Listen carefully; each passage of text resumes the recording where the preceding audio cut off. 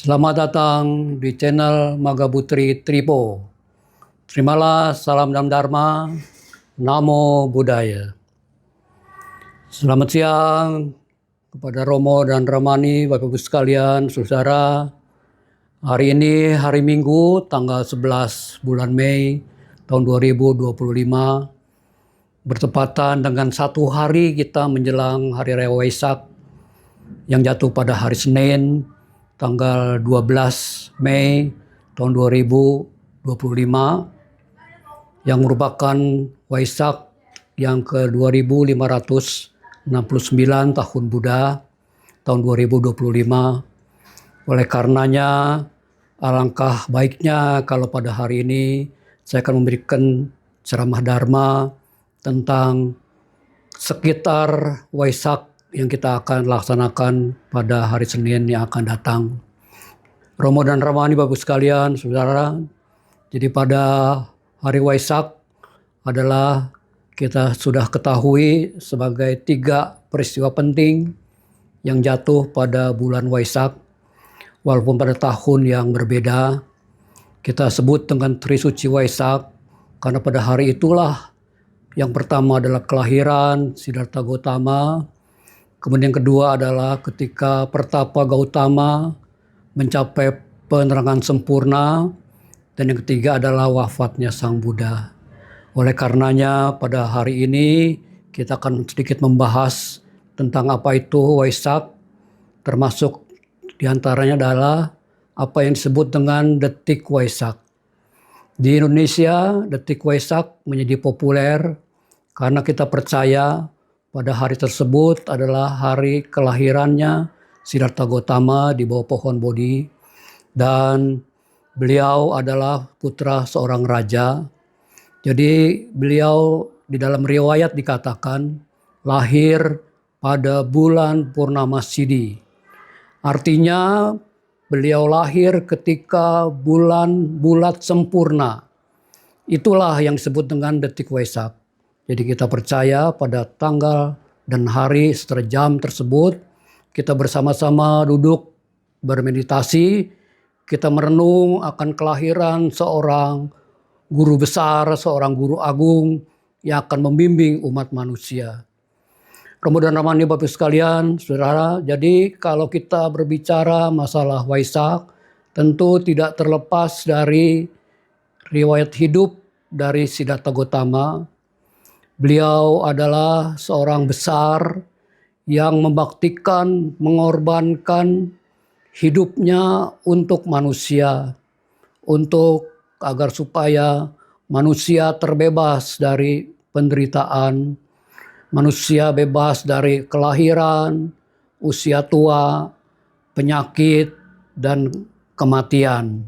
Jadi oleh karenanya kita hormat kepada beliau karena memang Siddhartha Gautama yang kelak kemudian menjadi Buddha Gautama atau kita sebut dengan Buddha Sakyamuni adalah memang seorang manusia yang wajib untuk dihormati, untuk diberikan penghargaan. Karena apa? Karena beliau telah berkorban, mengorbankan dirinya untuk kemaslahatan manusia. Jadi beliau adalah anak raja, beliau hidup di istana yang megah, beliau tercukupi segala kebutuhan hidupnya, bahkan segala kenikmatan hidup yang ada di istana beliau terima dengan mudah. Tetapi akhirnya beliau tinggalkan semua itu demi menyelamatkan umat manusia.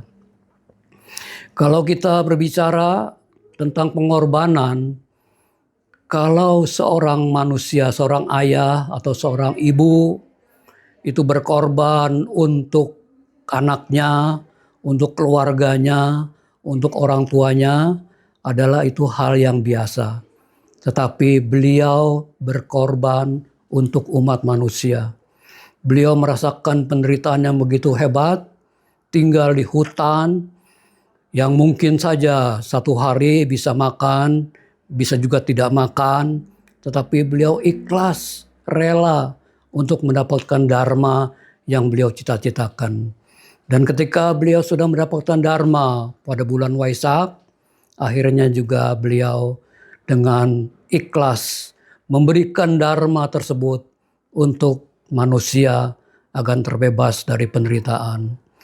Romo dan Romani, Bapak Ibu sekalian, saudara-saudara, kalau kita berbicara Siddhartha Gautama yang kelak menjadi Buddha, beliau adalah contoh teladan. Beliau telah memberikan contoh kepada kita sekalian betapa hidup ini adalah untuk banyak-banyak berbuat kebaikan. Sang Buddha adalah seperti dokter, bukan dokter penyakit, tetapi dokter rohani. Kalau dokter penyakit adalah dokter yang menyembuhkan segala penyakit, tapi kalau dokter rohani adalah dokter yang menyembuhkan segala penyakit rohani. Nah, itulah yang dialami, itulah yang ditemukan oleh Sang Buddha Gautama.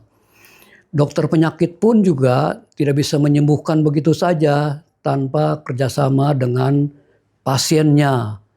Jadi dokter hanya menemukan penyakit, dokter kemudian memberikan kesempatan kepada pasiennya untuk menyembuhkan penyakitnya sendiri.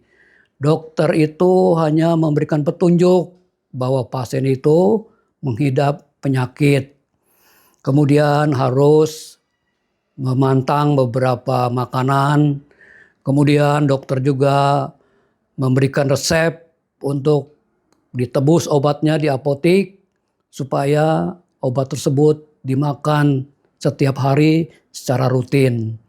Manakala obat tersebut atau larangan-larangan yang dokter sampaikan tidak dilaksanakan oleh pasien, maka pasien juga tidak akan sembuh dari penyakitnya. Nah, begitu juga dengan Sang Buddha. Beliau adalah dokter rohani.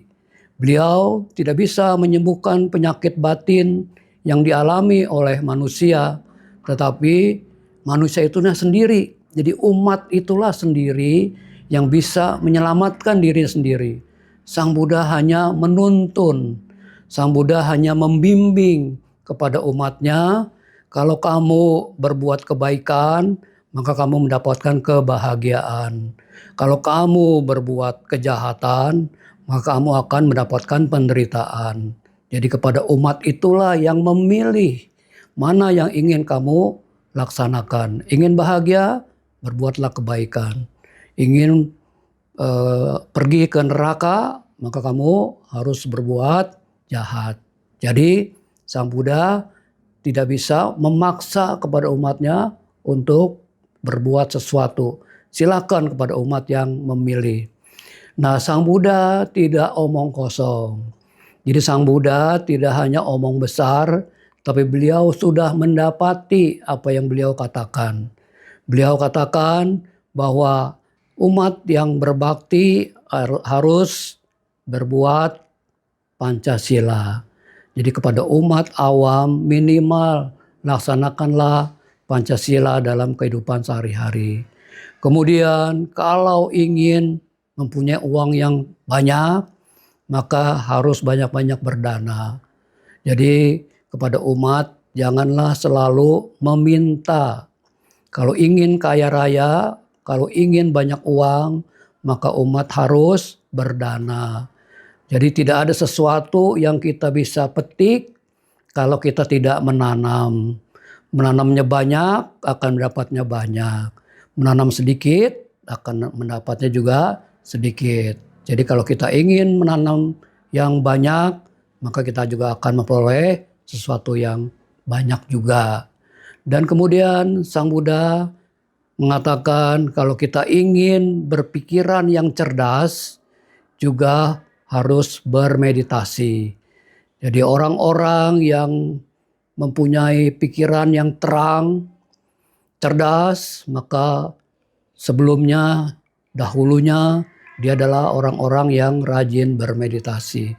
Jadi laksanakanlah dana, sila, dan samadhi dalam kehidupan kita sehari-hari, maka kita akan mendapatkan segala kemuliaan hidup yang kita akan peroleh dalam hidup ini. Demikianlah kepada Romo dan Ramani, Bapak, Ibu, dan saudara-saudara.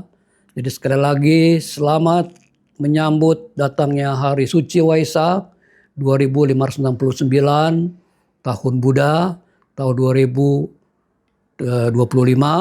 Semoga semua makhluk berbahagia. Sadhu, sadhu, sadhu.